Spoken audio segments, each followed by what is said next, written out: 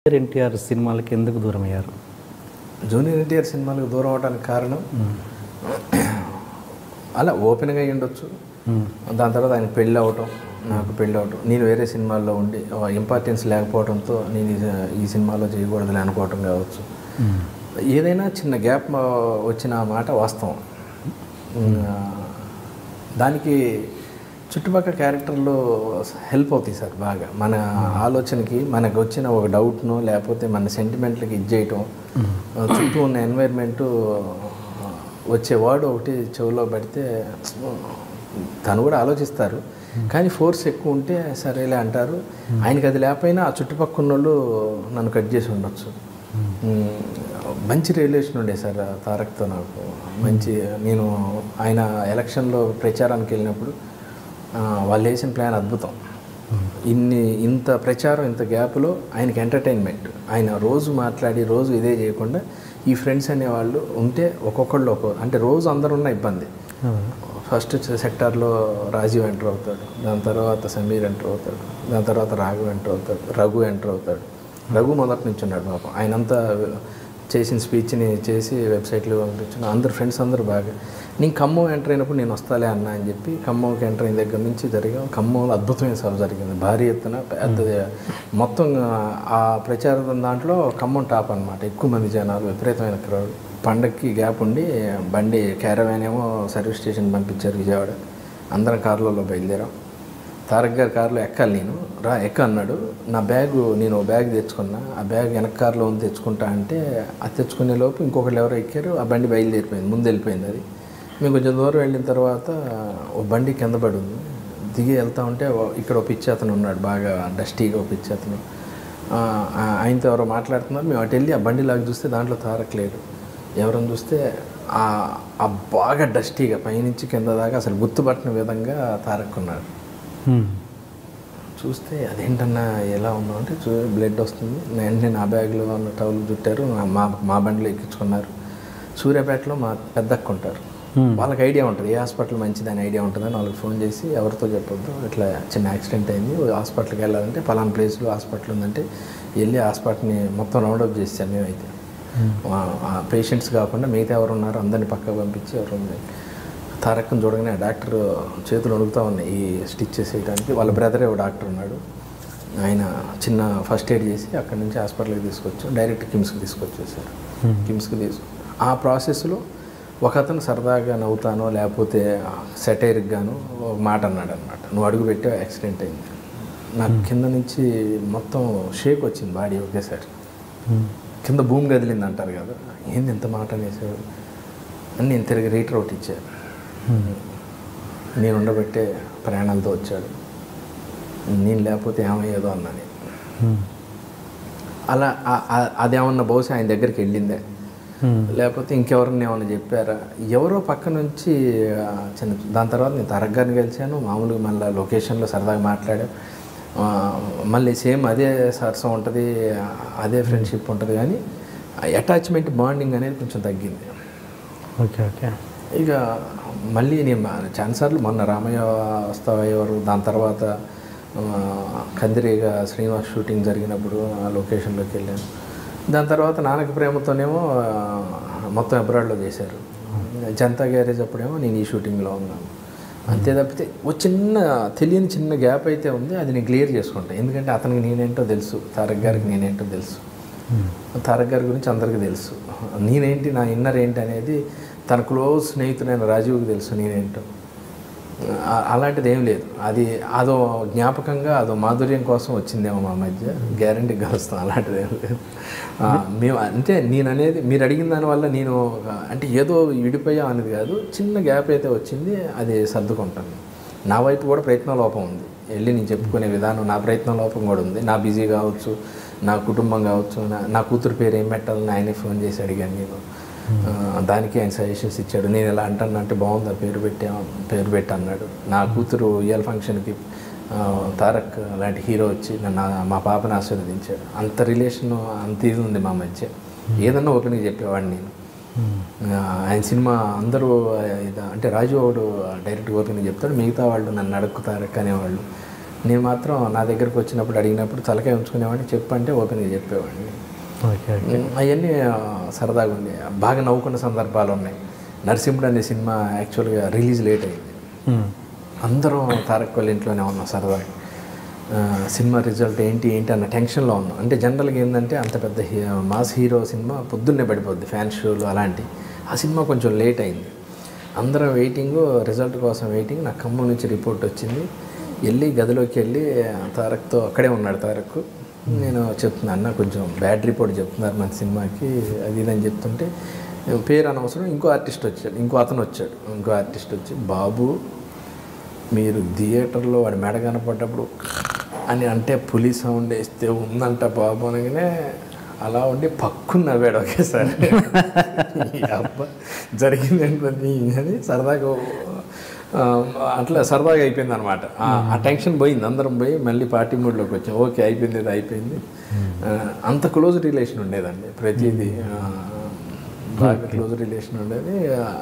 ఏమైనా ఆయన పెళ్ళి అవ్వటం, చిన్న ఆయనకి ఫ్యామిలీ బాండింగ్ ఏర్పడటం, అంతకుముందు అందరం కలిసి ఉండేవాళ్ళు బాగా. పెళ్ళైన తర్వాత కూడా మిగతా అందరితో కూడా కొంచెం రిజర్వ్ అయింది. నాది ఏం కాదు సార్, అది ఎంత మామూలే, వెళ్ళి మళ్ళీ ఒక 2 నిమిషాలు గ్యారెంటీ ఉంది. హాస్పిటల్లో మీరు రిటైర్డ్ మాట్లాడింది ఒక ఆర్టిస్ట్తోనేనా? ఆర్టిస్టా లేకపోతే మామూలుగా కామన్ ఫ్రెండ్? ఓకే. అంటే మామూలుగా ఇండస్ట్రీలో అనుకునేది ఏంటంటే జూనియర్ గురించి, ఎన్టీఆర్ గురించి ఇక్కడి మాటలు అక్కడ చెప్పారు శ్రీనివాస్ రెడ్డి, అక్కడి మాటలు ఇక్కడ ఎన్టీఆర్కి చెప్పారు, అందువల్లనే కొంచెం దూరం పెట్టారు అన్నది ఒక టాక్. ఎంతవరకు నిజం? ఏమో మరి, అదైతే నా దాకా రాలేదు. బహుశా మీకు ఎవరన్నా అట్లా ఇన్ఫార్మ్ చేసి ఉండొచ్చు, అదో కారణం అయ్యి ఉండొచ్చు అని చెప్పుంటారు. అంత ఇక్కడ విషయాలు అక్కడ మోసేసి, అక్కడ విషయాలు ఇక్కడ మోసేసి అంత ఏం జరగలేదండి మా మధ్య. అంటే ఇప్పుడు ఏదన్నా ఒక ప్లాన్ అనుకుందాం, ఉదాహరణకు ఇంకో ఏదైతే అవతల అనేది ఏందో తెలియదు, ఇక్కడ విషయాలు అక్కడ అనేది అక్కడెక్కడ అనేది తెలుసు, ఇక్కడ అనేది మనకు క్లారిటీ ఉంది. ఎన్టీఆర్ గారి విషయాలు ఇక్కడ విషయాలని, అక్కడ అనేది క్లారిటీ. మీకు ఏమైనా ఐడియా ఉందా సార్? అక్కడ అనేది లేదు. ఇక్కడ విషయాలు అక్కడ అంటే అక్కడ ఏంటనేది తెలియదు. అలా తారక్ రేంజ్కి అక్కడ విషయాలకి వెళ్ళాలి. ఇక్కడ అనేది తారక్ రేంజ్ ఇదైతే దీన్ని మించి ఉండాలి అక్కడ అనేది. నాకు అంత అక్కడ ఉన్న పరిచయాలు ఏమి లేవు, మహా అంటే ఇక్కడే ఉంటాయి. ఇక్కడ విషయాలు ఇక్కడ చెప్పినంత మాత్రాన ఆయనకి పోయేది ఏం లేదు, ఇక్కడ ఒరిగేది ఏం లేదు. అది శుద్ధ తప్పు. నేను ఎప్పుడు నా కెరియర్లో కానీ, నా ఫ్యామిలీ సర్కిల్లో కానీ, నా ఫ్రెండ్ సర్కిల్లో కానీ ఏ రోజు అలా ఉండదు. ఒకవేళ మీ గురించి నాకు ఏదైనా తెలిసినా, మీ గురించి వేరే వాళ్ళు ఏదని చెప్పినా, ఆయన ఉన్న సందర్భంలో డైరెక్ట్గా ఓపెన్ చేస్తా. ఆ రోజు ఇలా అన్నాడన్నా ఏంటి అన్న ప్రాబ్లం ఉందని అంత క్లియర్ చేసి అంత ఓపెన్గా ఉంటాను. కానీ ఓకే, అసలు అలాంటిది ఏం లేదు. బహుశా నేను ఒకవేళ నా గురించి ఎవరన్నా ఇలా చెప్పారు, ఇలా జరిగిందని తెలిసిన వాళ్ళని అడిగేవాడిని. అసలు ఎవరు ఏంటనేది తెలియదు, ఒక అనుమానం కూడా లేదు నాకు. అసలు తారక్ గారికి నాకు మధ్య చిన్నది జరిగింది, చిన్న దూరం అయ్యాము, దానికి కారణం ఏంటనేది అసలు అర్థం కావట్లేదు నాకు. దాని నుంచి ఇదవుతుందండి అంతే. అంటే మీరు ఎప్పుడు ఎక్స్ప్లెనేషన్ ఇచ్చే ప్రయత్నం కూడా చేయలేదు? ఇంకా చేయలేదు. అంటే నేను అంటే కలిసినప్పుడు చెప్పాను, నేను మీకు ఏదన్నా రాంగ్ ఇన్ఫర్మేషన్ ఏదన్నా వస్తే నన్ను చెప్పండి అన్న, నాకు అది అని చేసి అలాంటిది ఏం లేదు సార్, అంతేం లేదు అది ఇదని అనేవాడు. మీకు ఎన్టీఆర్కి ఉన్న మధ్యలో ఎప్పుడైనా జరిగిన ఎమోషనల్ ఇన్సిడెంట్ కావచ్చు, సరదా సంఘటన కావచ్చు, ఏదైనా ఒకటి పంచుకోండి మాతో. చాలా ఉన్నాయండి, ఆయనతో ఉన్న మెమరీలు చాలా ఉన్నాయి. చాలా సరదా మనిషి. ద బెస్ట్ ఒకటి చెప్పండి సార్. బెస్ట్ ఏముందండి,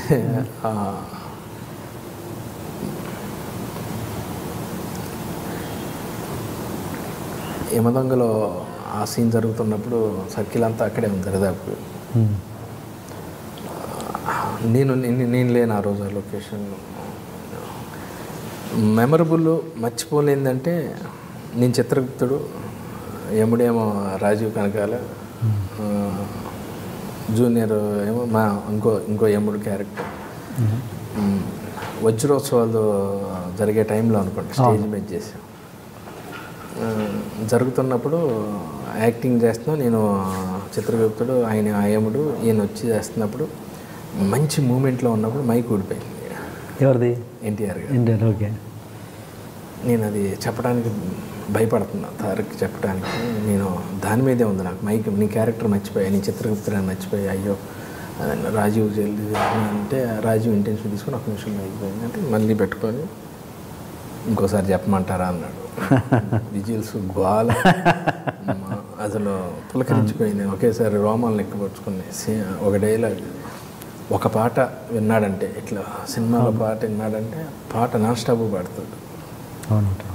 ఆలోచన విధానం టేప్ రికార్డులో పెట్టి ఫార్వర్డ్ బటన్ కొడితే ఎంత ఫాస్ట్ వెళ్ళిపోద్దో అంత ముందు, మనకన్నా ముందు ఆలోచిస్తాడు. చాలా మెమరీ, చాలా తెలివైనవాడు. బాగా ఇది అదే నమ్మకం. ఆ నమ్మకమే నాకు గ్యారంటీగా మళ్ళీ వెళ్ళి మాట్లాడితే ఒకసారి కూర్చొని ఓపెన్గా బట్టలు ఇప్పుకొని మాట్లాడితే మనసు ఇప్పుకొని అన్నీ జరిగిపోతుంది. చాలా మెమరీస్ ఉన్నాయండి. ఒక ఎపిసోడ్ అవుతుంది. Any emotional thing? చాలా ఉన్నాయండి ఎమోషన్స్. ఆయన లైఫే ఎమోషన్తో స్టార్ట్ అయింది. క్రికెట్ ఆడుతూ ఉండేవాళ్ళం మధురానగర్లో రాజీవ్ వాళ్ళ ఇంట్లో. అంబాసిడర్ కార్ వేసుకొని వచ్చాడు ఒకసారి, అందరినీ సరదాగా రమ్మన్నాడు. లేదులే తారక్, చిన్న పని ఉందని రాజీవ్ ఏదో అన్నాడు. ప్రతి ఒక్కళ్ళు నాకు దూరంగా ఉండాలని చూస్తారని కారెక్కి వెళ్ళాడు. అందరం పోదామని బయలుదేరాడు. ఒక అరగంట సేపు చిన్న ఎమోషన్, దాని తర్వాత మళ్ళీ మామూలే. చాలా ఎమోషనల్ మనిషి. స్పందించే హృదయం అంటారు కదా, ఎవరికన్నా ఏదన్నా అయిందన్నా కానీ వెంటనే రెస్పాండ్ అవుతాడు. తన ఫ్యాన్స్కి ఏదైనా జరిగిందన్నా, ఎవరికన్నా ఏదైనా ప్రాబ్లం వచ్చిందన్నా, తనకి యాక్సిడెంట్ జరిగిన ప్లేస్లో ఆ సైడ్ అది పెట్టించడం కానీ అన్నీ బాగా ఎమోషనల్గా బాగా ఇది తనకి అన్నీ బాగా తెలుసు. అది ఎలా అయిందండి యాక్సిడెంట్? యాక్చువల్గా అది డీప్ కర్వ్ సార్. తను అంటే ఆ ప్లేస్లో ఇలా ఇలా ఇలా ఉంటుంది అన్నమాట. అప్పటికి మ్యాక్సిమం తీసుకున్నాడు. ఆ టర్నింగ్లో సఫారీ కరెక్ట్గా కట్ అయ్యే టైంకి ఇట్లా కొట్టేసింది. పక్కనే పెద్ద బాబు ఉంది సార్. అంటే దేవుడు ఉన్నాడంటారు. అదే కొంచెం ముందు కట్ అయితే డైరెక్ట్ బావిలో పడేది బండి వెళ్ళి. లోన్ ఇంకా ఉన్నారు, ఒకళ్ళిద్దరు ఉన్నారు. రాజీవ్ రోల్ అయ్యాడు లోన్. ఇంకో పెద్ద అని మా ఫ్రెండ్ ఒక ఆయన ఉన్నారు, ఆయనకు కూడా తనకి దెబ్బ తగిలింది. తారక్కేమో ఇక్కడ స్టిచ్చెస్ పడ్డాయి. ఆ టైంలో అది జరగకూడదు, జరిగింది. ఎనివే మళ్ళీ మీరు కలిసి సినిమాలు పనిచేయాలి. చేస్తాం సార్, అలాంటిది ఏం లేదు, సమస్య లేదు. తారక్ గారితో అంటే తారక్ అంటానికి కూడా రావట్లేదు. ఎక్కువ అన్న అని పిలుస్తూ ఉంటాను నేను, చిన్నోడైనా కానీ. ఎందుకంటే సార్ చుట్టుపక్కల ఆయన పెద్ద హీరో. అలా మాట్లాడిన వాళ్ళందరూ కూడా కొందరు ఇదే ఏం తారక్ ఏంటి అన్నోళ్ళు అందరూ కూడా పక్కన కూర్చున్న వాళ్ళే. ఎందుకంటే ఆయన ఇమేజ్ కానీ పబ్లిక్లో మీకు తెలుసు, నేనేంటో నాకు తెలుసు. అయినా కానీ మనం బయట మన ఇద్దరం బాగా ఫ్రెండ్స్ అయినప్పుడు, మనం మామూలుగా బయట ఉన్నప్పుడు ప్రొఫెషనల్లో ఉన్నప్పుడు టీఎన్ఆర్ గారు ఏంటండి అన్న, మీరు శ్రీనివాస్ రెడ్డి గారు అన్నారు, లేకపోతే సారో లేకపోతే అన్నో, నాకన్నా చిన్నోడైనా అన్నా కానీ నేను ఏంటన్నా అది కాదన్నా అంటా ఉంటా, అన్న